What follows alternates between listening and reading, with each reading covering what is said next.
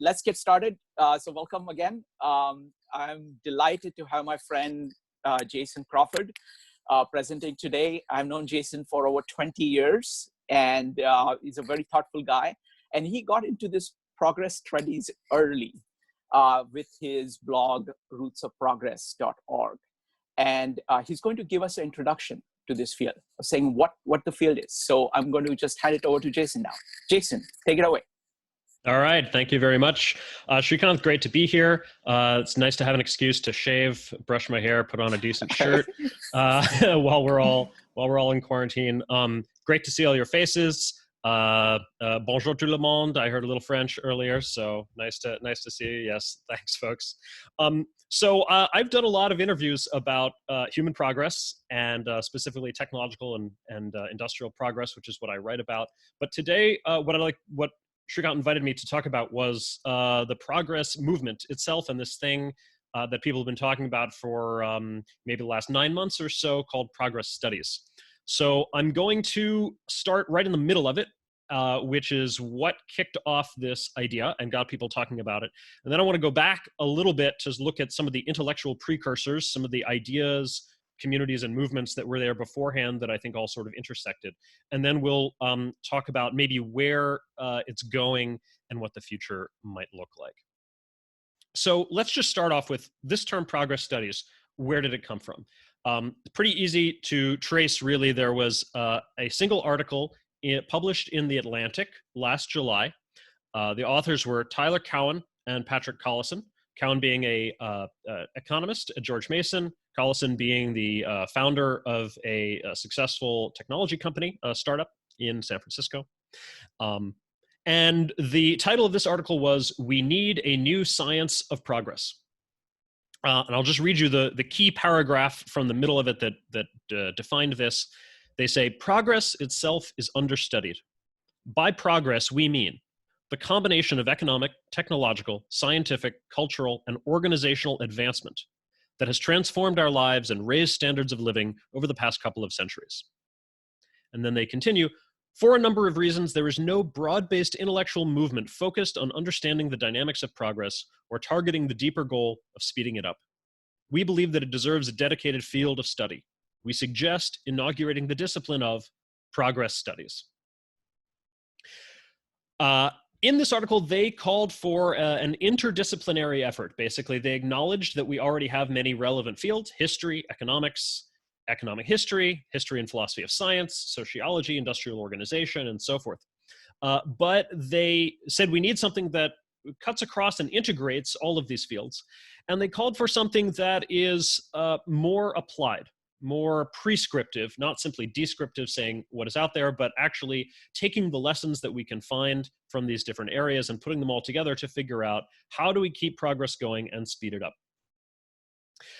So they put this article out there, and it immediately galvanized a small movement.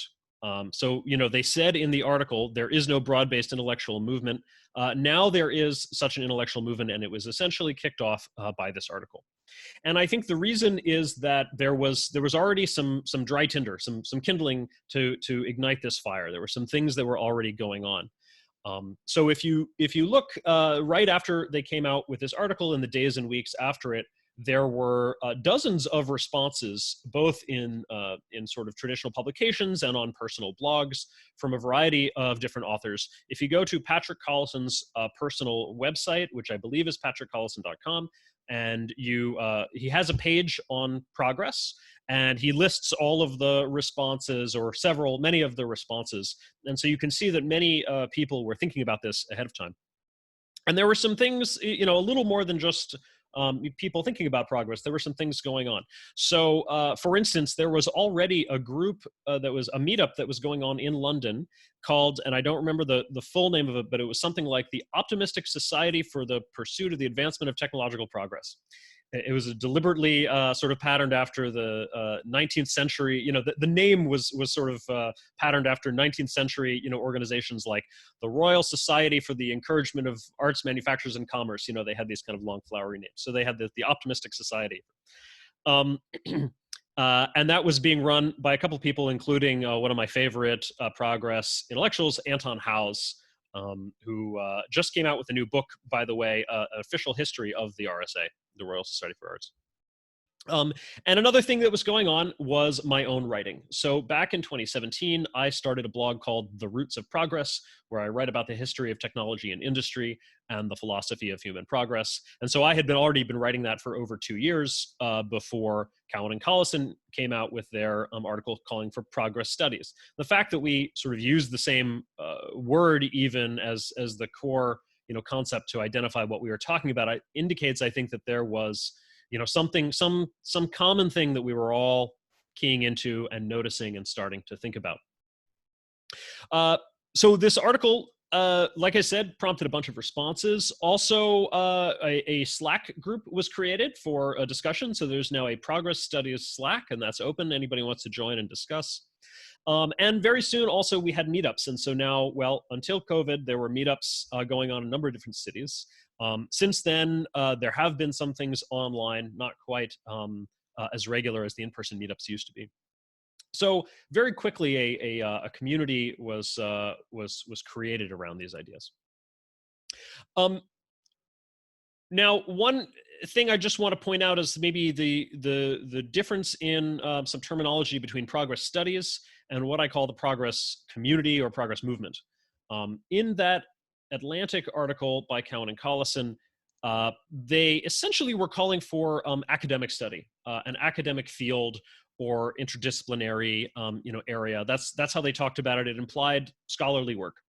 And there certainly are a number of academics in economics, in history, and related fields who are sympathetic to this, who are interested, who might consider themselves a part of it. But there was also, as I just mentioned before, there was sort of a popular groundswell. There's a lot of people outside of academia, speaking up and saying, yes, I'm on board. I want to be a part of this. And so far, I would say the weight and balance of the response has been more outside academia than inside of it.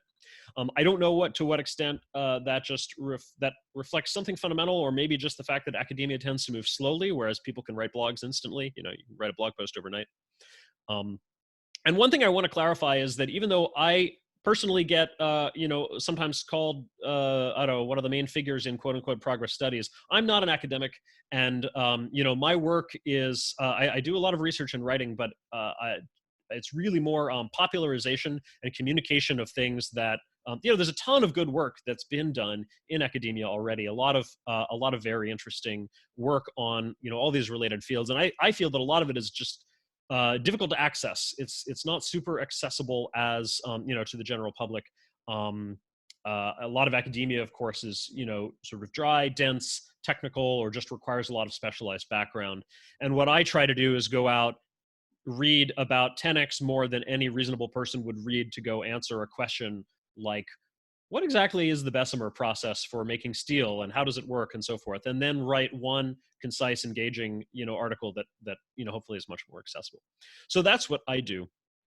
But I do hope and expect that there will be more within academia, more that will get more study of progress, and that it will become more formalized over time.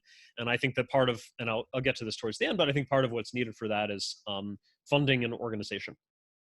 And of course, in the last couple of months, coronavirus pandemic has been a huge distraction for everyone. And I think things that people thought they might do. I don't know if you've seen all those memes that have gone around, say, my plans, some nice orderly thing, and then 2020, the thing essentially completely destroyed. That's basically what's happened to everyone, including, I think, any plans for, creating more institutions or formality around progress studies. Okay. Let's back up and look at some of the intellectual precursors. What were some of the things that were already going on that sort of laid some of the foundation, or gave us this fertile environment where, when we started talking about progress studies, lots of people, I think, joined in? Well, I made a list. One, the stagnation hypothesis. So for a while now, a number of people have been talking about the idea that progress has actually slowed down, at least that economic growth has slowed down. And some people are arguing that scientific progress has also slowed down. Some people trace this back at least 50 years to the 1970s. So some examples here: the economist Robert Gordon wrote a book, The Rise and Fall of American Growth, where he argued that the century from 1870 to 1970 was like a very special century with very high growth, and that since then things have slowed down. It's going to be very hard to speed up again and get back to that, like 3 to 4% GDP growth. Tyler Cowen, again, sort of the godfather of this movement, wrote a book almost a decade ago called The Great Stagnation on a similar hypothesis. Peter Thiel, a prominent technology founder and now investor, has written and talked a lot about this problem, the stagnation problem. And so there were a lot of people worried about economic growth, not necessarily fundamentally pessimistic that we can never restart it, but sounding, a sort of a call of concern, a little bit of an alarm that we should pay attention to this and understand the causes and try to speed it up. Number 2, renewed interest in quote unquote the Enlightenment. What does it mean? What is its relevance for today? And I put quotes around it because people interpret the Enlightenment to mean a lot of different things, and each author tends to focus on, a certain subset of things. But there have been a few books written about, about the relevance of the Enlightenment to today in the last few years. The most significant, I think, is Steven Pinker's book, Enlightenment Now, which had it right in the title. Jonah Goldberg wrote a book, Suicide of the West, that also touched on this. So, and it's sort of both from the center left and the center right kind of perspective, coming at this. Pinker, by the way, used the term progress in the subtitle of his book. The full title is Enlightenment Now, The Case for Reason, Science, Humanism, and Progress. And the basic thesis of the book was that there's been an enormous amount of progress over the last couple hundred years, and that this is due to reason, science, and humanism, which he identified as core ideas of the Enlightenment. Number 3, and very related to that, there's been a number of folks in recent years who have focused on, when looking at global development, global progress, and especially the poorer countries of the world catching up in standard of living to the rest of the world.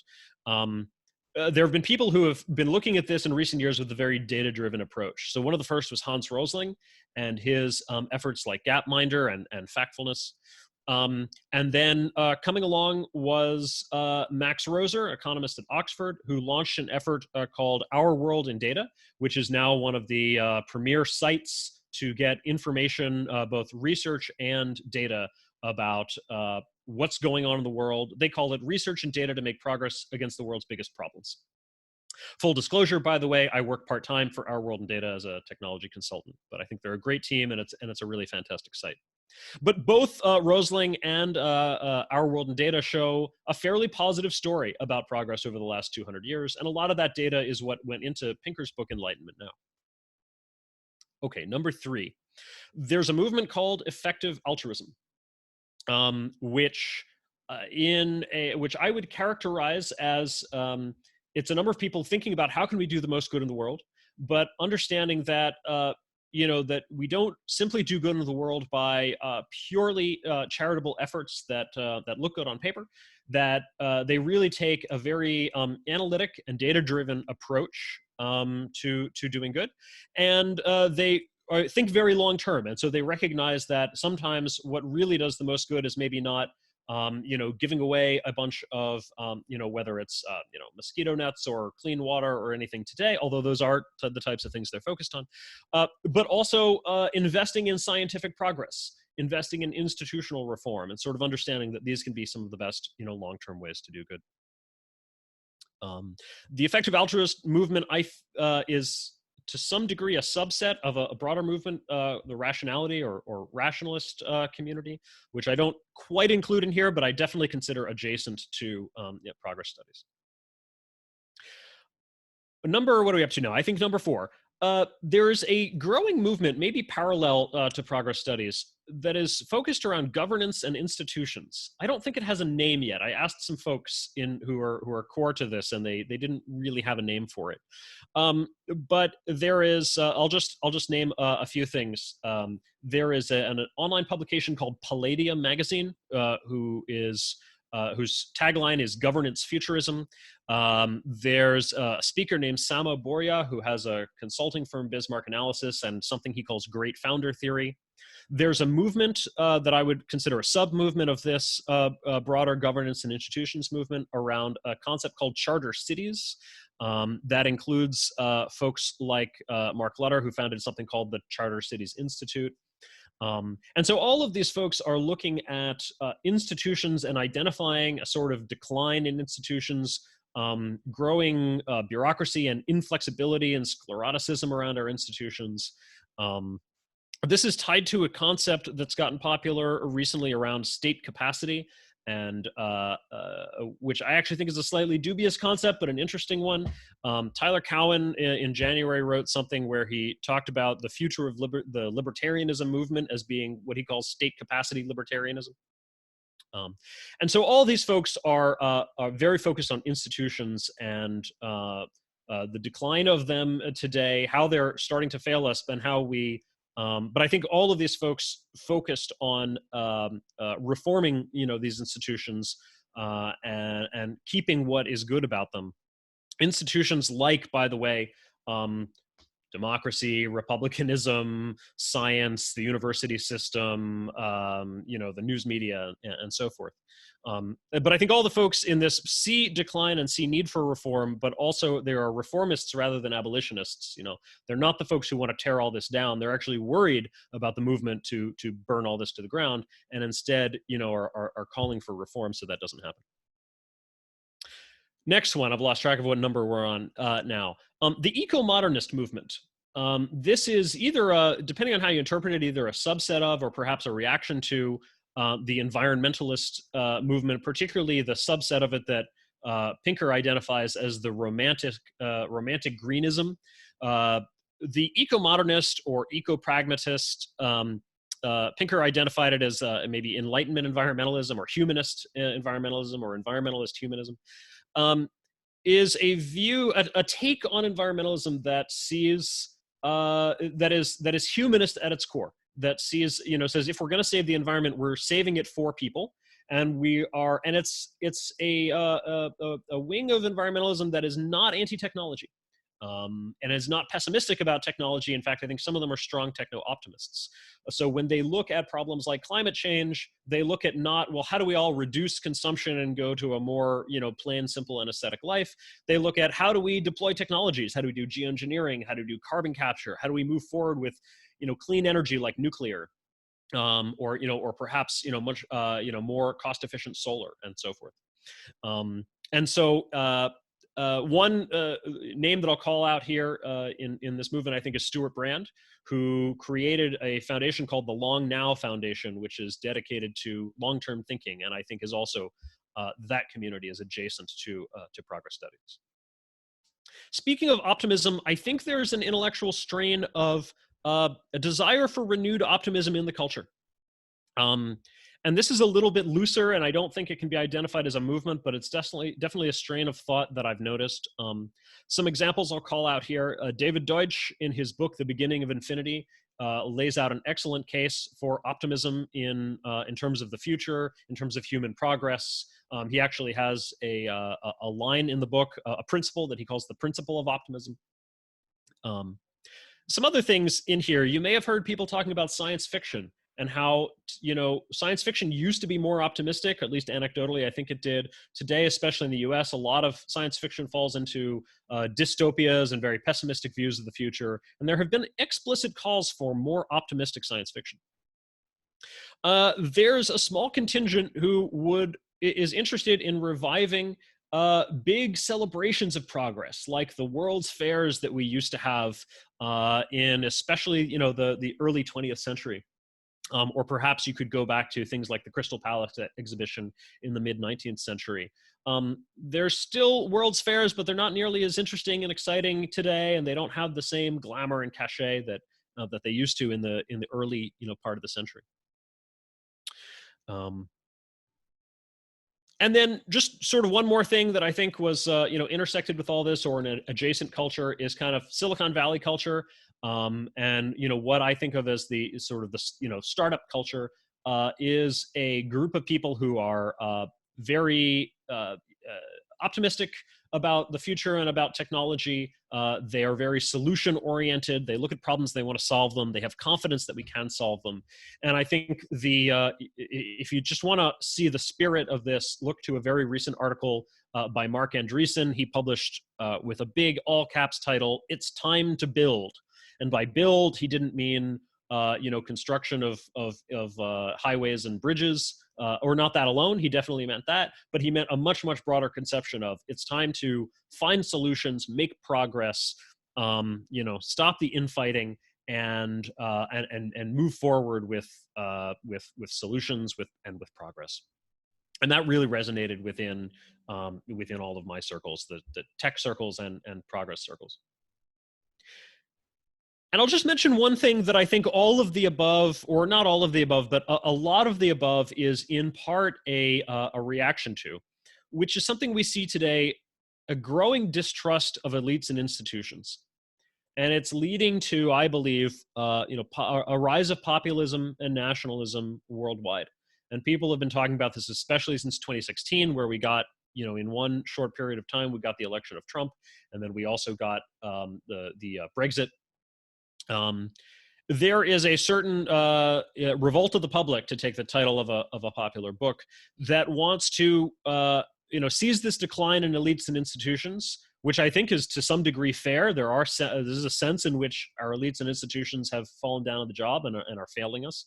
But again, I'm in the camp of reform rather than abolition. I think there is a sort of populist movement out there that sees elites and institutions as hopelessly and utterly corrupt, wants to throw them all out, burn it to the ground, raise the institutions, and raise R-A-Z-E, not R-A-I-S-E.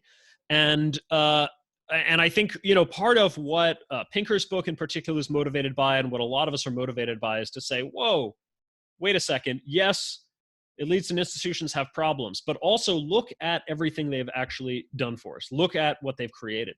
Look at what science and democracy and republicanism and finance and law and order, intellectual property, entrepreneurialism. Look at what all of these things have done for us over the last couple of 100 years. They've raised standards of living by orders of magnitude around the world. This is good. It's fundamentally working. This is Pinker's message. The Enlightenment is working. And, we need to reform our institutions, but not throw them out.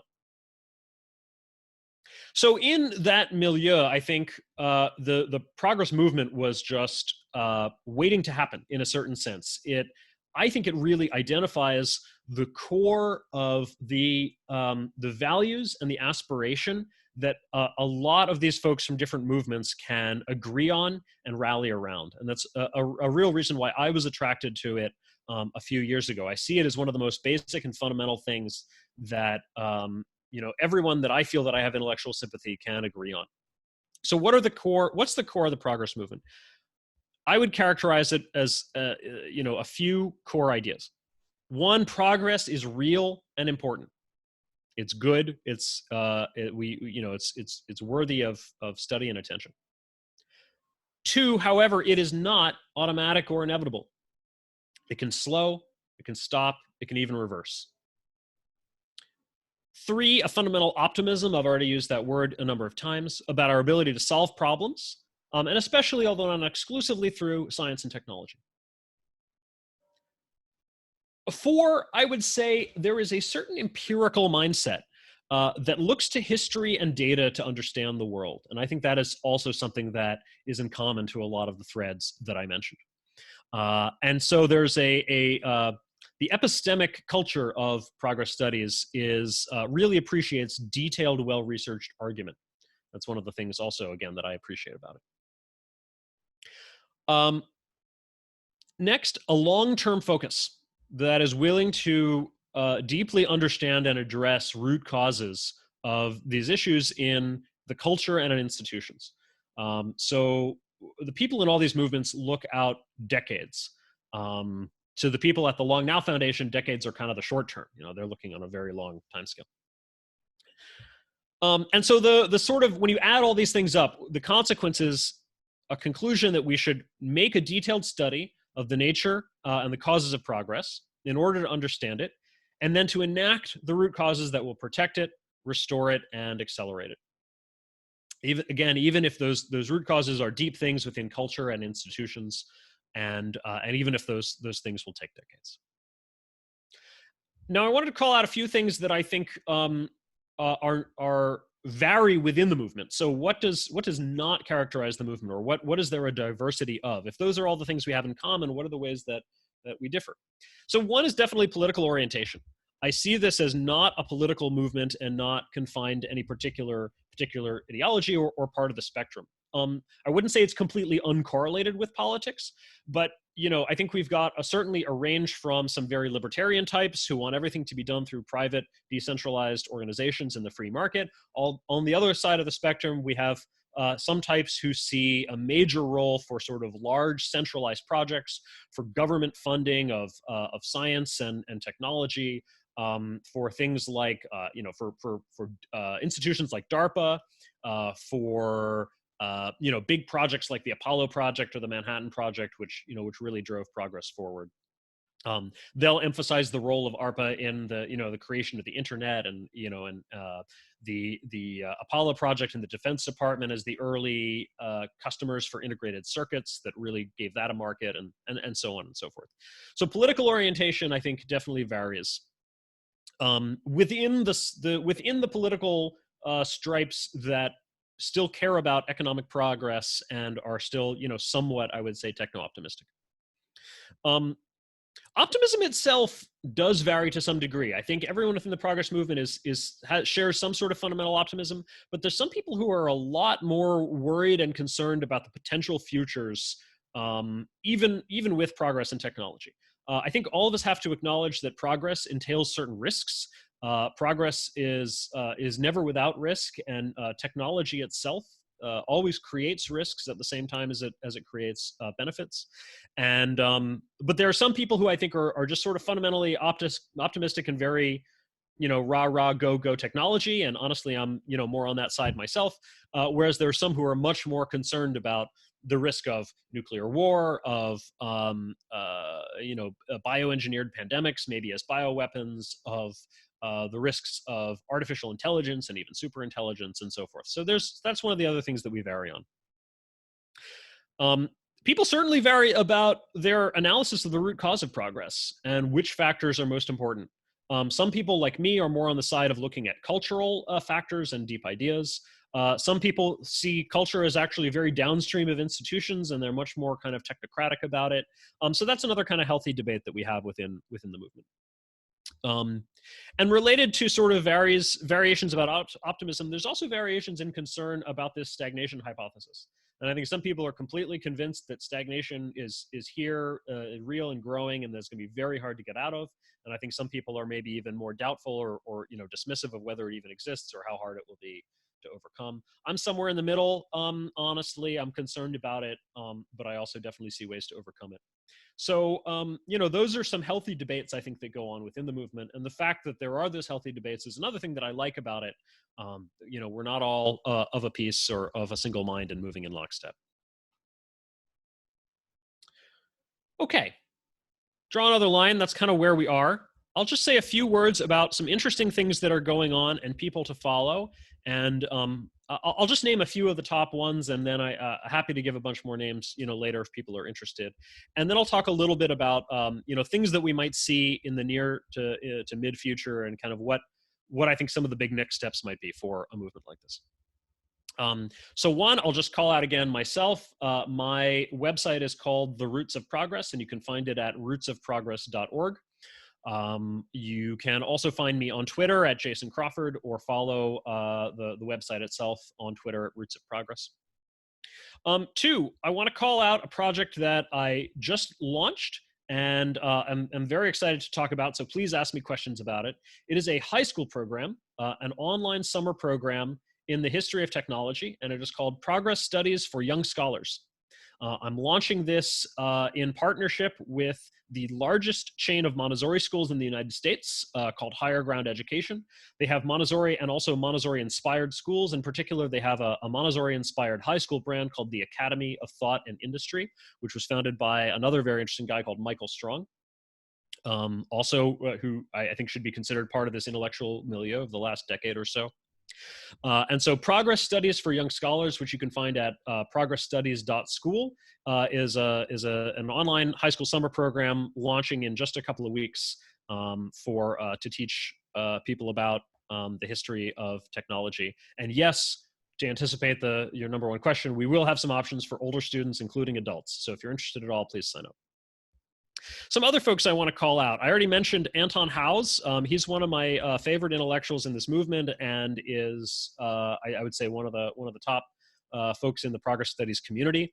Unlike myself, he actually has a PhD in I believe in economic history. Was a lecturer at King's College London, and was the official historian of the RSA, the Royal Society for Arts. In fact, he just published about a week ago the official history of the RSA, a book called Arts and Minds. Which I'm really looking forward to digging into. Also recommend his newsletter/blog on Substack. It's called The Age of Invention, I believe, and you can find it at antonhowes.substack.com. You can also find him on Twitter. Again, I'll call out Tyler Cowen, kind of the godfather of progress studies. He has a very popular blog called Marginal Revolution. So Cowen himself is an economist at the Mercatus Center at George Mason University. So Marginal Revolution is kind of the blog of the Mercatus Center. He also has an excellent podcast where he does interviews called Conversations with Tyler. So recommend those. And he's on Twitter as well, Tyler Cowen. And by the way, Cowen also has a fund called Emergent Ventures, another project of the Mercatus Center, where he raised a few $1 million from a couple of tech billionaires, starting with Peter Thiel, to give grants to projects that he thinks are worthwhile, including there was a progress studies tranche of Emergent Ventures, some money that was specifically earmarked for progress studies. And you can find a blog post on Marginal Revolution where he details all the winners of the progress studies tranche, including myself and several other people doing interesting work. And then I'll call out again Patrick Collison, again, one of those co-authors of the article. So Collison is the co-founder of an extremely successful technology company called Stripe, which is payments infrastructure and makes it easy for any startup or technology company to take payments online. Extremely successful startup, and he has a personal homepage at, I believe it's at patrickcollison.com, where he lists a number of interesting things. He's got a page on that is just titled Fast, and it's about how we used to be able to build things much faster. Now, this is building in the literal sense of construction. The Empire State Building went up in a little over a year. I think the Golden Gate Bridge was also something a little over a year or just a couple of years. He has a bunch of examples on there. And, today, everything is being built much more slowly. Well, in the United States, at least. The US, if you look at something like, the Second Avenue subway in New York City, which has taken some, many decades to build, like a couple of miles of track. And so he collects a bunch of interesting examples there. So those are just the folks I'm going to call out, but I can name, some other names. And if you go to Collison's website, again, he has a page called Progress, where he lists, like, as I mentioned before, a couple of dozen responses to that Progress Studies article in the Atlantic. And all of those thinkers are, interesting folks to follow. Okay, where might this go? So how could this turn into a more formalized and substantial movement? I think what the movement needs right now is some institutions, broadly speaking. And so some examples of some things that I think it could really use. First would be some sort of progress institute or think tank, right? Some organization dedicated to employing intellectuals to churn out articles, books, research, talks, just more formal intellectual content. There are not a lot of folks right now who are doing quote unquote progress studies full time. I'm sort of one of very few. Another thing we could really use is some sort of a progress journal or magazine, an academic journal or a more popular thing for sort of the intellectual layman that just focuses on this concept. related, some sort of a dedicated fund or foundation, some pot of money that is dedicated to give, to funding a project, people like me and projects like this. Cowen's Emergent Ventures is a great start, but we could use more and more dedicated to this progress concept. And one of the things that I think we could fund with that is programs within universities, grants, fellowships, chairs,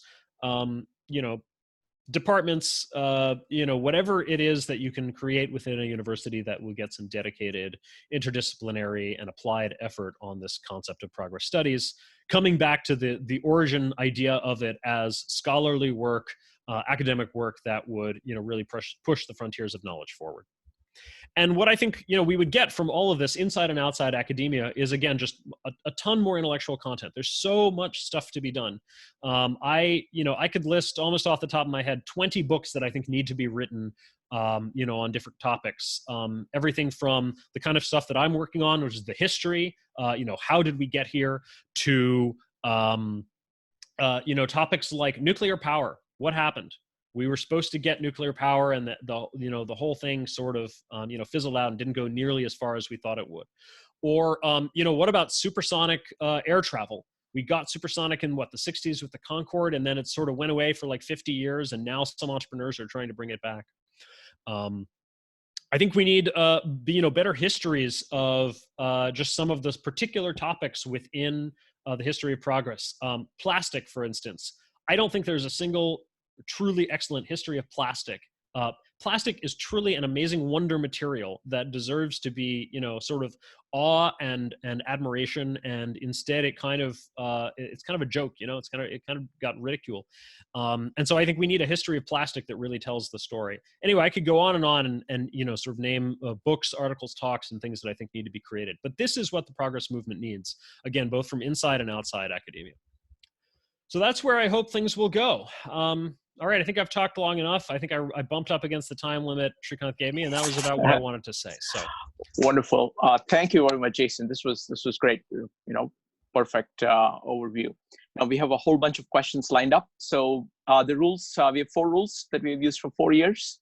Number 1, raise your hand when you want to speak. You can raise your hand in this format by typing a question, typing exclamation mark, or raising your hand in Zoom. Rule number 2, keep on topic. We're talking about progress studies today. Rule number 3, be brief. There's a lot of people who have lots of interesting things to say. We want to give them time to say it, so please be brief. And number 3, be courteous. Feel free to disagree with anything anybody says, but do so courteously. Okay, so those are the 4 rules. So now we have got Ari, William, Dave, Adrian, and Sylvia lined up. Feel free to keep asking your questions or raising your hand, and I'll put you in a line. So when called upon to ask questions, just unmute yourself, ask the question, and then mute yourself back. All right, Ari, go ahead.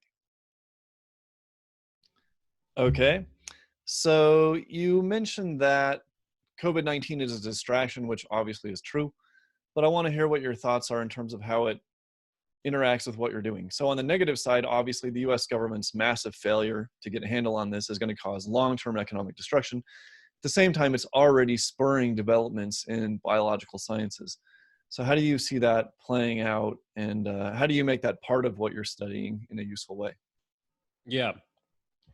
So I think the COVID pandemic relates to progress studies in 2 ways. One relating to science and technology on the relatively positive side, and then 2 on the negative side relating to institutions and governance, right? 2 themes that I touched on before. On the positive side, I think looking at how the world has been able to handle the pandemic really shows how far we've come. I wrote an editorial on this for World Health Day that was published in Leaps Mag, and you can find that on my link to on my blog as well, where I just contrast where we are today versus the where we were, say, if you look 100 years ago at the the 1918 to 19 influenza pandemic. We're just so much better prepared, to handle something like this today. And I think the reaction is coming, much faster. We already have vaccine candidates in trial, which, months in to the process, which is blazingly fast from any kind of a historical perspective. Back in 1918, we barely knew what viruses were. In 1918, no one had ever seen a virus. They are too small to see under anything other than an electron microscope. We only knew that they existed through indirect evidence, through experiments. We knew there was some germ causing disease that could not be seen under a microscope and was therefore not a bacteria. It must be something else. In fact, in that era, they were referred to as the filterable viruses. And the adjective filterable was added on because the primary way that we knew there was something extremely tiny there was that we could put the material containing the virus through a very, very tight filter, like ceramic. And it was so tight that even bacteria could not get through the filter, but viruses could. And so we would filter this material and then see that it was still infectious. And so we knew there was something extremely, that plus the microscope evidence, there was no way to see these things under the microscope, told us there was something very, very small. That was all we knew. Today, where are we? Not only do we know what viruses are, we know exactly what they are down to the level of the genetic code. Not only have we already sequenced the coronavirus, we have in fact sequenced thousands and thousands of copies of different, genetically mutated copies of the virus. And we have used this to track the spread of the virus around the world through creating something called a phylogenetic tree, literally the family tree of the virus, using tiny mutations, largely inconsequential mutations, to sort of see which case of the virus came from where. The person to follow about this, by the way, is Trevor Bedford on Twitter, who does these great Twitter threads. He is part of something called the Next Strain Project. I also recommend Emma Holdcroft. The two of them on Twitter are good follows, and they both work on Next Strain. So that's from the positive perspective. And the one other thing I'll say there is that part of the reason we're able to get this vaccine out so quickly is that one of the top vaccine candidates right now, you may have heard of it from this company called Moderna, is actually using a brand new vaccine technology that has never been brought into production before, using RNA. And the way that this works is essentially, classic traditional vaccines have to put something into your body called an antigen, which is effectively a harmless form of the virus or a piece of the virus that is going to stimulate your immune system to create antibodies. So your immune system recognizes the antigen, which is the foreign particle, and then it creates antibodies in response to fight that.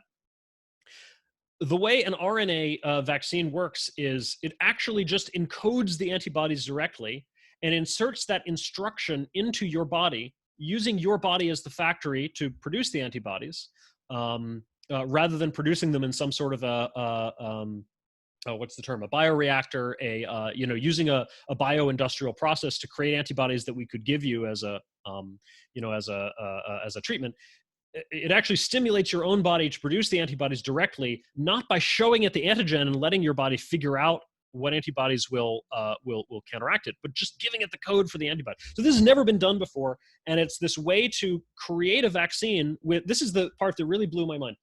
You can create a vaccine without ever having the virus in your lab. So normally you need to get the virus in your lab, grow copies of it, figure out how to deactivate it, weaken it, or kill it so that you can safely put it inside people. With an RNA vaccine, you sequence the virus, and then you can basically figure out an antibody from that and create this without having to actually work with it. So it's really amazing how far we've come. Okay, that's the positive technology story.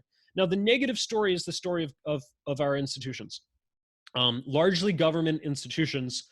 Really, which have, in the United States, I would say, utterly failed us with regard to how this was handled. And the blog Marginal Revolution has done a good job of handling this. Many, many people have written about it.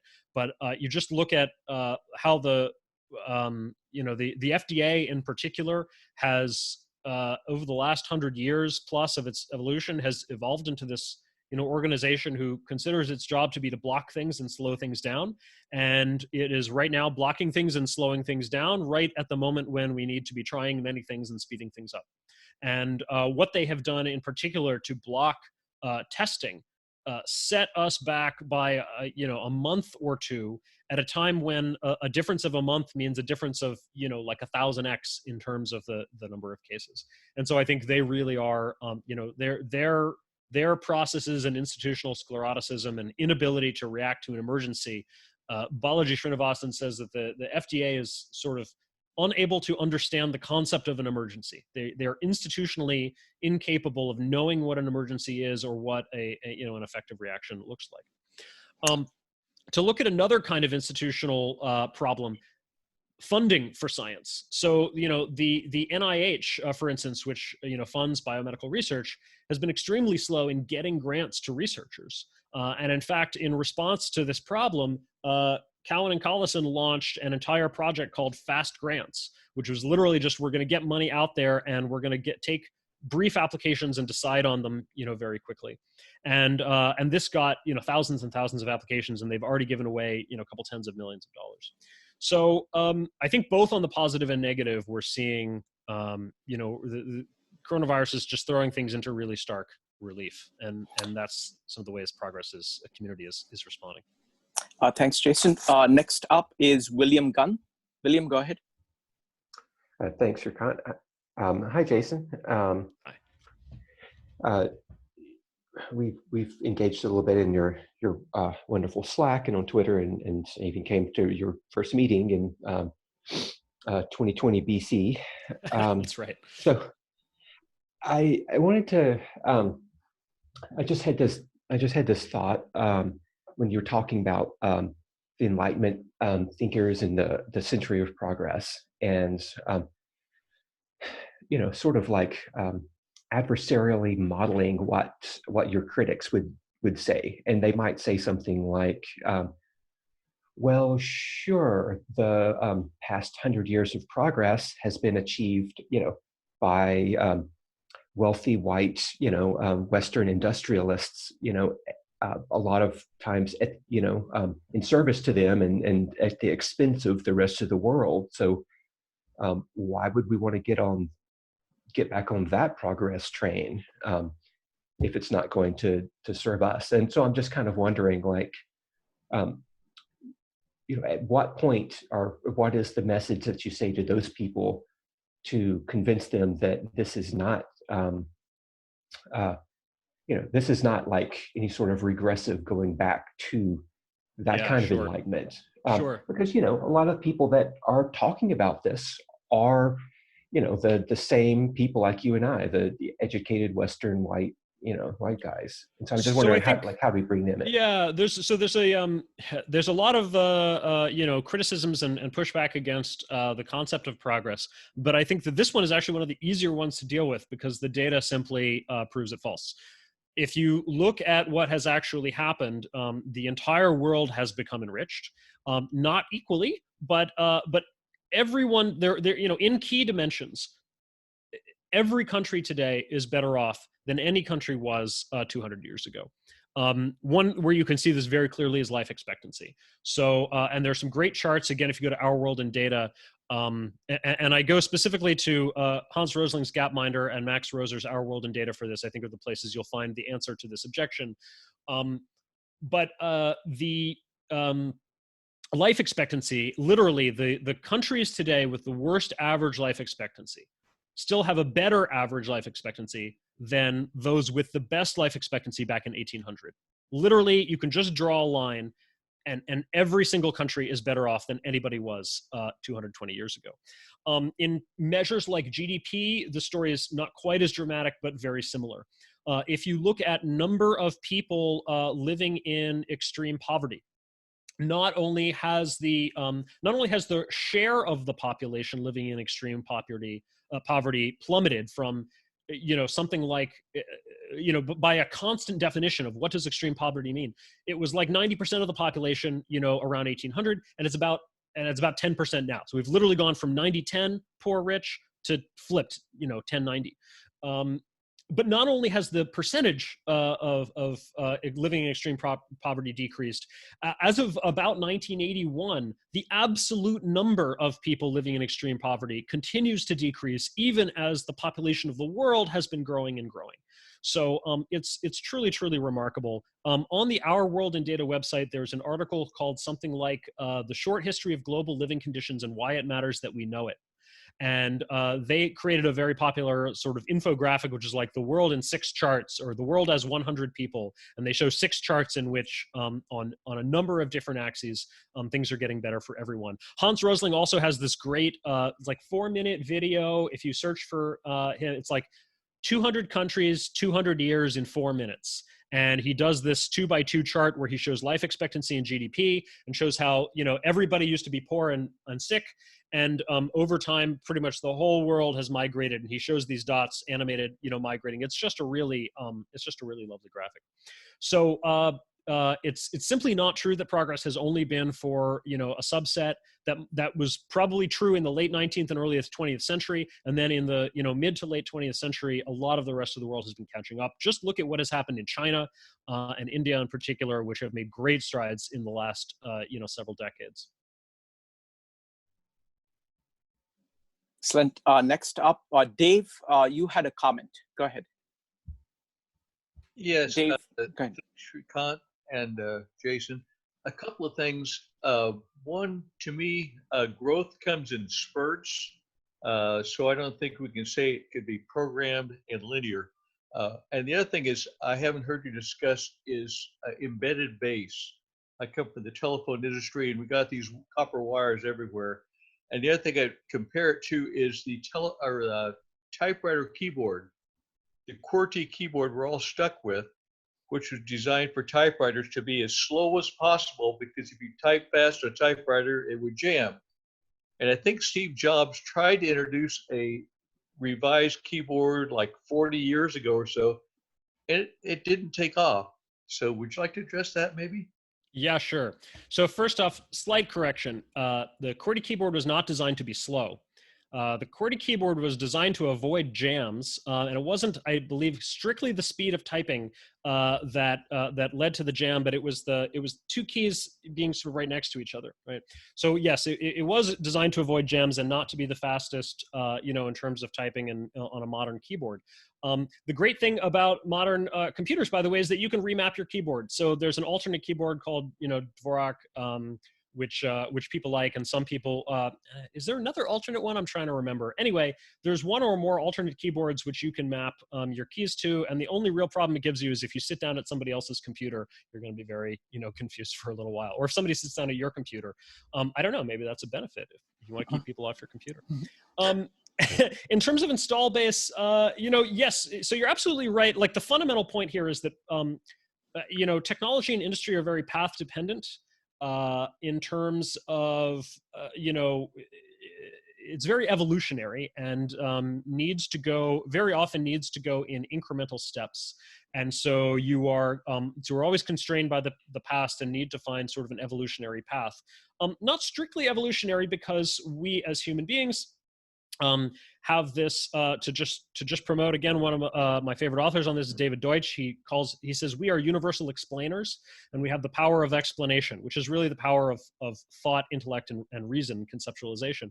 And because of that, you know, so we can outdo evolution, right? Evolution is blind in the it can't see over an evolutionary you know, hill in the fitness landscape, you know, to find a more optimal position, but we can. The challenge is we can't always get there because we can't always muster the investment, both the surplus resources that it takes to make the investment to get over the hill, or the vision that it takes to believe in that, you know, and to get there. But the more civilization progresses, the more surplus we have, and the more theory we have, and the more history we have of making huge investments and getting over those hills. You know, so we can actually do that. But you're absolutely right that there's a good amount of sort of path dependence, and that is another reason to study history, by the way, and to understand, you know, because the future and sort of where we can go from here is sort of constrained by where we are and what infrastructure is already in place. It's very true. Okay, so it's going to be Adrian, Sylvia, Jonathan, Shrikant, Rebecca, and Françoisie next. Adrian, go ahead. Yes, hello. What I've noticed is a growing skepticism and disillusionment with progress, especially in the younger generations. It's hard to sell people on progress when their standards of living have been eroding since the 1970s, and every significant metric of social well-being has been trending in the wrong direction for 50 years. And I think there's a growing cultural realization that technology has not brought utopia, and the attempts to create a social utopia in the 20th century ended in totalitarianism. So I think this early 20th century rosy enthusiasm, the World Fair, is no longer credible, and the symbols of progress have become kind of a joke, like the flying car and fusion power that's always 20 years in the future. And on the subject of life expectancy metrics, Nassim Taleb had a great line where he said that we shouldn't talk about life expectancy until we compare the life of a wild animal with the life of an animal in the zoo. So I really get the feeling in the circles that I move through that from the perspective of the average person, it seems that the only thing progress can provide nowadays is more techno gadgets and more wealth for Silicon Valley executives. I was wondering if you could comment further on this growing skepticism towards progress. I think you captured it very well. The skepticism towards progress and where it comes from. And I think it is partially true and partially a matter of interpretation and sort of cultural beliefs.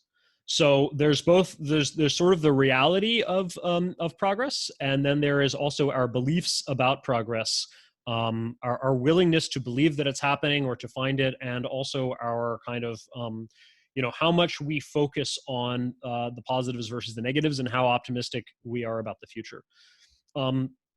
So in terms of the reality of progress, I think it's simply not true that we've made zero, or that standards of living have not improved at all since the 1970s. I think there are so many ways, and even the techno gadgets that you call that's such a derisive way to refer to what has actually been an enormous explosion of progress in a particular area, the area of information technology.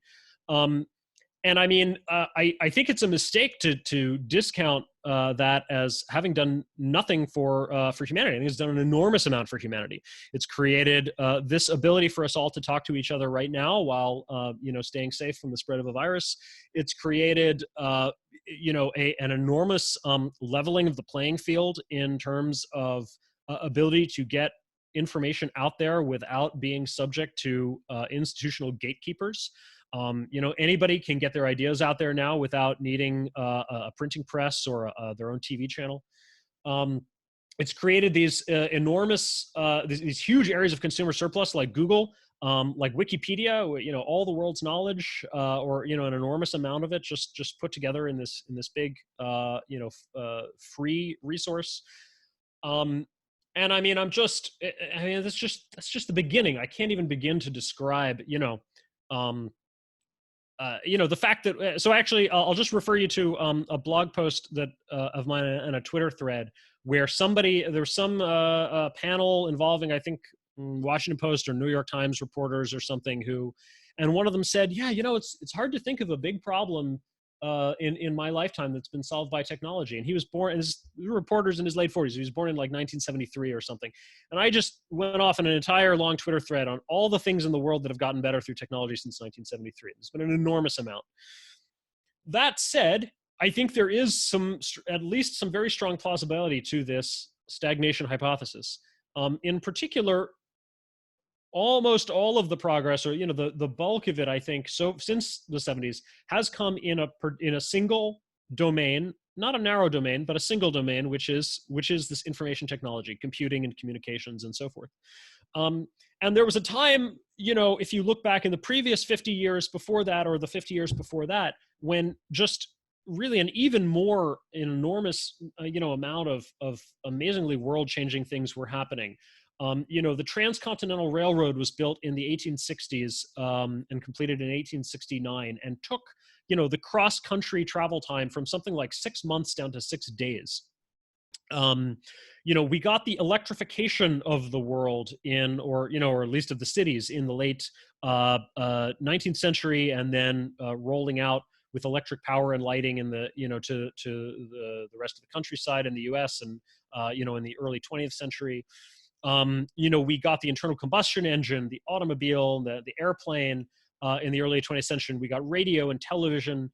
So there was just an enormous now. Oh, we got the antibiotics revolution in the roughly 1930s through 1950s. So there was just an enormous explosion of things. going on not in just a single area like information technology, but in multiple areas, in energy, in communications, in transportation, in manufacturing. We got the rise of mass manufacturing and so forth. And so there really is some plausibility to this idea that, like, yeah, man, we were making progress on all fronts, you know, for 50 to 100 years in the late 19th and early 20th century. And now we've slowed down on many fronts to the point where we're really kind of making fast progress on one front.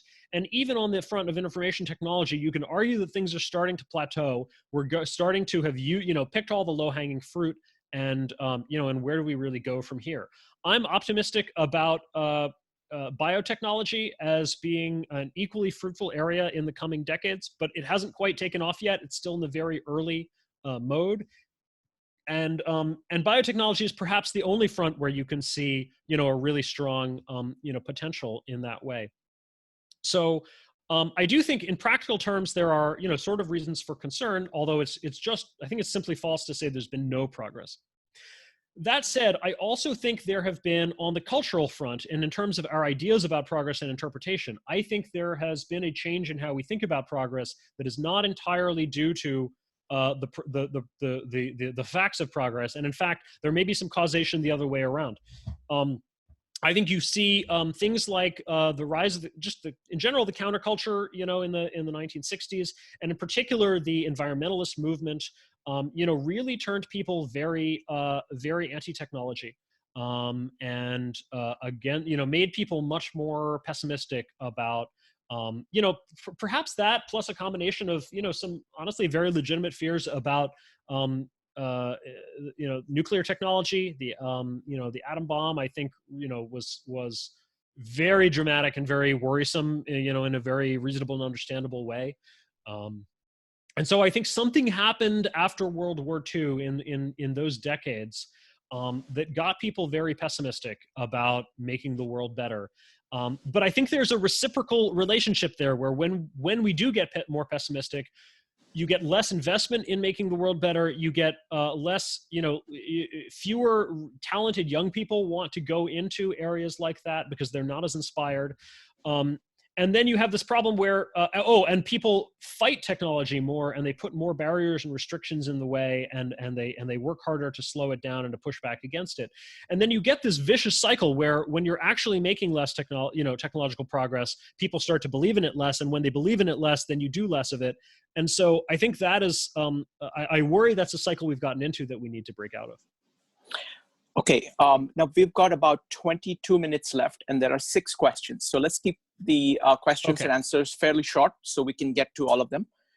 So it's going to be Sylvia, Jonathan, Shrikant, Rebecca, Françoise, and Peter. Sylvia, go ahead. Thank you. So first of all, you know, I was really excited when I saw the title. I consider myself an optimist. I was born in 1960. I turned 62 days ago. And Happy I was birthday. in France where, you know, I was born during what we call the glorious 30s, you know, from the 40s to 1970s. And I am a fan of technology. I'm a teacher, and I'm always looking for more things to do. But I have to say, I'm just terrified listening to you because you haven't talked about ethics, about why are we doing what we're doing? Why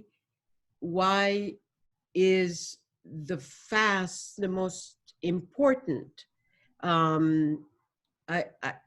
This is not at all. I mean, and I read the article, and I have to tell you one thing I would like for you to address is one thing that really shocked me is the fact that now more people over 50 are getting given grants versus before. So that's an interesting, you know, thing to study, actually. So I'm just, where is the ethics of it all? I know in my class we tried to look at technology and ethics, and it's becoming kind of a field because there are unexpected consequences. And Sylvia, let Jason answer the question about ethics. Thank you. Yeah. All right. Okay, Shrikant asked me to keep things brief, so I'll try to be briefer in my answer. Ethics is an important consideration in absolutely everything that we do, everything that human beings do. So, and you know, technology gives us power. Technology itself can be used for good or evil. And the more power we have, the more important ethics becomes. So I think we absolutely have to think about ethics. But I think that the ethical debate over technology has been a little one-sided. It's been all on the risks and hazards of technology, and there hasn't been enough about the risks and hazards of being of going too slowly. And one of the things that Tyler Cowen points out is that even a tiny amount of slowdown. You ask, why is speed important? Speed is important because we're humans with finite lives, and because it's more, it's better for progress to come sooner rather than later. Ask all of the people who died of bacterial infections just before antibiotics, were available, whether speed would have been important to them if we'd hurried up and gotten things done a little bit sooner. So I think that, and Cowan points out that, even I might be getting the numbers wrong here, but it was something like a 1% difference in growth rate compounded over 100 years of United States growth, is the difference between the standard of living in the United States today versus that of Mexico today. And so even a little bit of growth slowdown, I think, is something to worry about. But you're absolutely right that ethics is extremely important, and we have to think about the implications of everything we do, and more so as we get more powerful through technology. Excellent. Next question is from Jonathan. Jonathan, go ahead. Hi. Really excellent talk. I was really fascinated.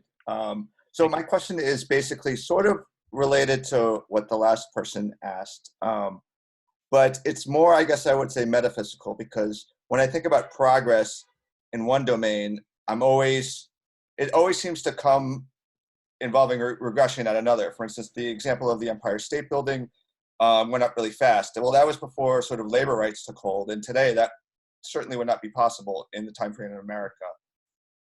Same thing with nuclear weapons or nuclear technology, right? That was sort of an incredible advance in technology that has provided tremendous power, but we also almost blew ourselves up in the process. Still very well may. So I'm just wondering, is the effects of progress, is the sort of complexity of progress in systems and how they interact with each other, is the study of regression as much, and the fact that basically it seems as if the ebb and flow of systems and progress is sort of just a fundamental aspect of our nature, of nature. Is this something that's discussed in these circles? Is this something you've been thinking about? Yeah, certainly. So I think you're right that progress always entails risks and hazards, and often entails setbacks. In fact, so it's often or always the case that when we solve a problem, we create new problems. The perspective on this I appreciate the most is that of David Deutsch in his book, The Beginning of Infinity, in which what he says is that the fact that solutions always create new problems is not an indictment of problem solving. It is simply the nature of problem solving. Usually when we solve problems, the new problems that are created are not as bad. They are better problems to have. If they are worse, of course, we can discover that and we can roll back. But if you look at the history of technology and the problems it's created, we typically do not solve the problems of technology by simply moving backwards. We solve it by moving forwards with new technology or the equivalent. So we invented automobiles that led to auto crashes and a safety hazard. Well, we responded to that by improving auto safety, and it's been improved tremendously over the decades. Now we have seatbelts and airbags and crumple zones and everything. Not to mention traffic lights and stop signs and speed limits, et cetera. We discovered X-rays, and we invented the X-ray machine, and then we discovered that radiation was hazardous. Well, we didn't stop using X-ray machines or abolish them. We did institute standards and protocols and methods for limiting exposure to medically necessary exposure. We developed lead shielding, and so forth. And so it's only, it's pretty rarely that we simply undo or reverse a technology. We usually substitute safer technologies or we add safety mechanisms. So going back to Deutsch in The Beginning of Infinity, just like the progression of knowledge, always opens up new frontiers of knowledge. And when scientists answer a question, it generates new questions. That's not an indictment of science, nor would you tell a scientist that his theory was invalid because it created new questions. That's right. Similarly, a solution is not invalid because it creates new problems. That's the nature of solution.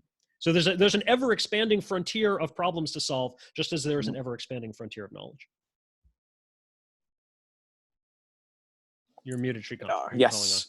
Next question is from Rebecca. Rebecca, go ahead. All right. I've really enjoying your talk so far very Thank much. you. But I keep wanting to expand it to other areas. Like I know, in our modern society, we're having a lot of problems with people dying of diseases of despair, as they call them, like alcoholism and suicide and drug overdose. And so I keep thinking if we could expand progress to the psychological/spiritual area, I think that'd be wonderful. Ever since the 90s, I've been thinking to myself, we need a new religion. The spirituality is not working for so many people out there. And I think there are new people who are coming up with new ideas and new religions. But and I know your talk is mostly technological, but anyway, I just wondered if you would be interested in commenting on that. Certainly. I'm glad you brought that up. I mostly right now focus on technological and industrial progress. However, I conceive of human progress as much more broadly. And I conceive of it as having at least two other aspects. One is the growth of science and knowledge. And two, or I guess three, is the progress in society, morality, and government. And I think you're absolutely right that our values and our psychology and our emotions, all of those things are important areas that we also need a lot of progress on. And frankly, those areas, in my opinion, have not progressed as nearly as well or as consistently or as far as our technology. And we do need that. In my opinion, what we need is not a new religion, but we do need, a new code of values, or maybe just to sort of revisit and strengthen our values and make them more clear and consistent. And there's nobody I know better to lead us in that other than Shrikant. So please. Thank you. Yeah, no, I mean, what we're trying to do here in these meetups, we've been doing this for about 3.5 years, 4 years now in New York, and with this, we're kind of going, going global.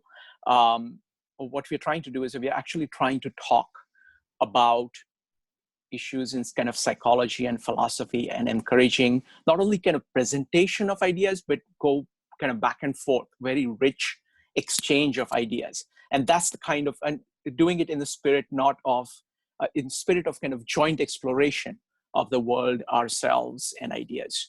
So everybody kind of learns and brings that kind of a student mentality to it. So that's the way in which, we are trying to do that. And so far it's been working pretty well, but the scale is very small, and the world is very large. So I'm looking forward to do more. So Jason, question for you. You told me about this high school program, and I told you, don't tell me right now, but tell me during the presentation. So what are you doing with high school kids?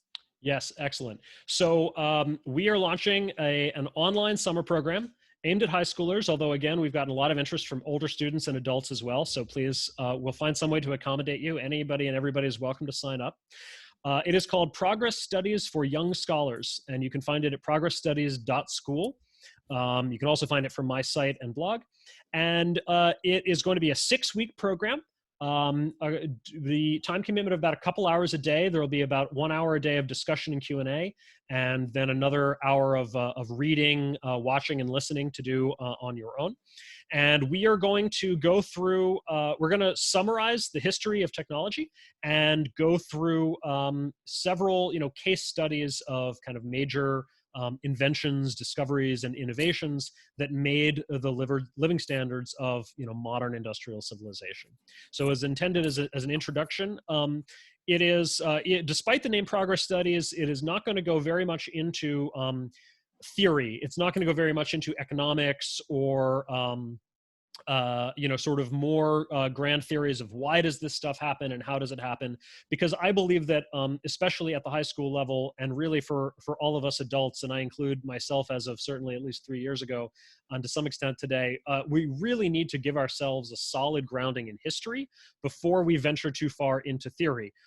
What's that line from, I think it's attributed to Sherlock Holmes, I don't know if it's actually in the stories, it is a capital mistake to theorize before one has data. So let's not do that. Instead, we're going to go collect the data of, what are the big things.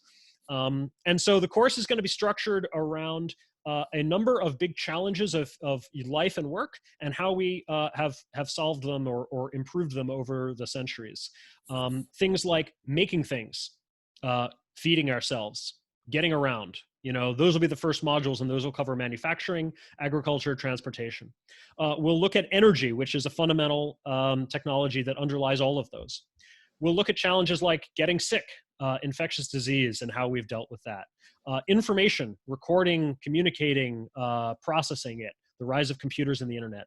And then for all those of you who are concerned about hazards, we're going to look at the topic of safety. Both the hazards of nature and the hazards of technology, and how one can sometimes exacerbate the other, and we're going to look at how people have dealt with that. And the closing of the course is going to ask the students to think about the future of progress, connect this past to the future. I want to teach people to see the present moment as a point in time that has a velocity, and we can look at that velocity from seeing where we've been in the past, and we can project into the future where we might go, and understand that it's up to us to shape that future. And so it's really going to ask people, what part do you want to play in the future of progress? Because each generation really needs to pick up the torch anew and carry it forward. Excellent. Next up, so it's going to be Françoise, Jeff, and Peter. Peter and Jeff. Françoise, go ahead. Please keep let's keep the questions and answers short. We need to wrap up in about 10 minutes. Go ahead. Okay, I had two questions, so I'll take the fastest one, which is related to science fiction, because there's no doubt that progress inspires writers. But what is the reverse? Does people who write science fiction, especially like Jules Verne, going to the moon, going in submarine at a time where it was not even existing, how much is literature influencing progress?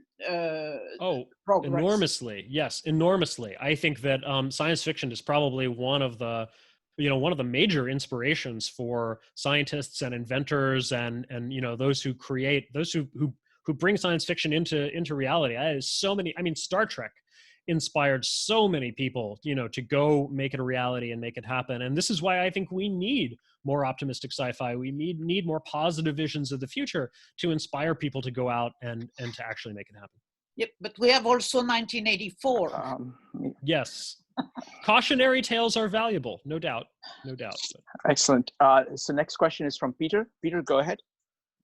Hi, Jason. Thanks for the talk. So it seems plausible, but it's definitely not obvious, that a blanket speed up in the rate of innovation would raise catastrophic and existential risks for the next century or so. Bostrom's argued that instead of blanket speed up, we should perhaps pursue differential technological development, which roughly means we actively try to acquire risk-reducing capabilities before we acquire the riskiest capabilities that we could invent. Could you talk a bit about the variety of perspectives on this issue and your personal thoughts on it? I think that's fundamentally a smart idea. There can be a lot of disagreement about the details of what does that mean in practice, which specific capabilities are more worrisome than others, but I think it's smart. What I will point you to on this is a talk that was hosted by the Long Now Foundation by a DARPA program manager named, I believe the name is Rna Vaccine. I might be pronouncing that incorrectly. But she gave a really interesting talk about gene safety. The safety, safety concerns around genetic technologies. And if we were going to do something like a gene drive where you can put a gene in the population of, say, mosquitoes and very quickly get that gene through the entire population much faster than it would go through kind of normal, inheritance, what are the concerns about that? And she was specifically funding projects through DARPA as a program manager. She was funding projects to create gene safety technologies. If we're going to have a gene drive, maybe it should have brakes. And she had this great line that I loved, which says, "What about brakes?" She says, "Why do we put brakes on a car? You don't put brakes on a car to go slower. You put brakes on a car to go faster, safely." And that's, I think, how we should think about it. So yes, let's make sure that we correctly balance the risk enhancing and the risk reducing technologies. I think that's smart. Again, devil's in the details. But yes. Okay. So now we'll go to the next last question, and then we're going to do breakout rooms. So we'll divide into two groups so we can discuss this in a free-flowing way. Last question is from Jeff. Jeff, go ahead. You're muted, Jeff. We need to unmute Jeff. Shrikant, can you do that? Or Jeff, can you? There you go. Jeff, go ahead. Go ahead, Jeff. Sorry, yes. Thank you so much for this presentation. It's really been awesome and thought-provoking. I've spent the last several decades really working on creating greater equity in every respect throughout mostly the United States, but some around the world. And so the investors that I've had the great privilege to associate with would ask you this question. If they were to decide to fund and thereby focus a critical mass of the brilliance of this movement on seeking to significantly and substantially raise the quality of life for people in the bottom 2 quintiles across such factors as income, housing, health, education, wealth, and retirement, what do you think would be some of the very best strategies to fund and explore? I think it depends on what time scale you want to have the effect on. Over the next couple decades. Decades. So if it were, a decade, I think about some old attributed to Chinese saying about, 10 years, 1 year you plant rice, 10 years you grow trees, you plant trees, and 100 years you educate children.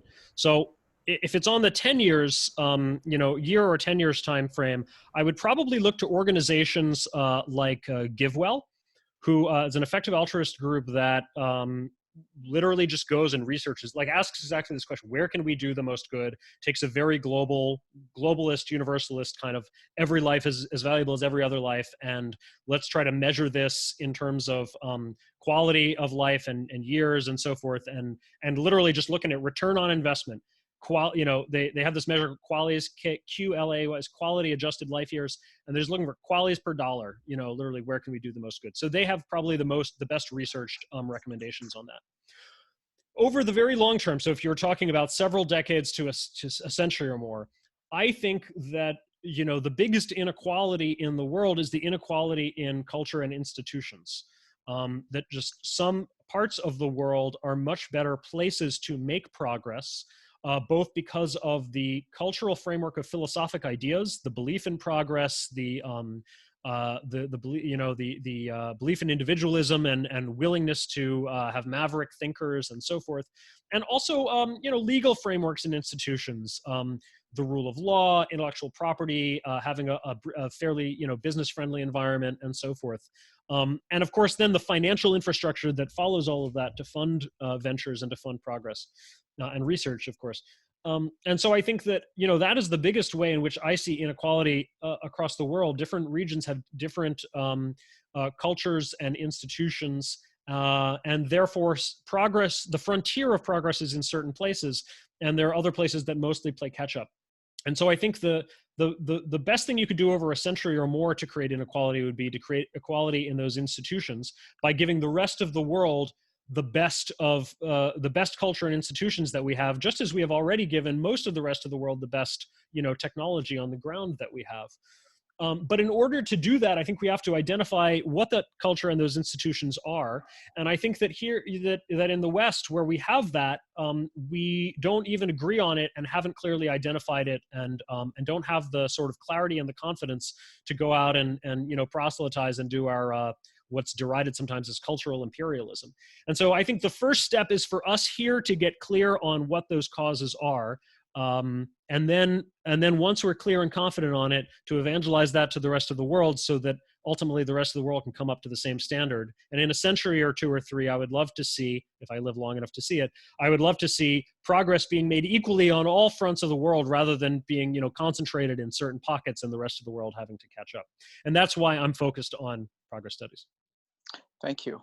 Thank you, Jason. This was incredible. This was a very concise, very powerful summary of a field being born. So I'm really glad we did this.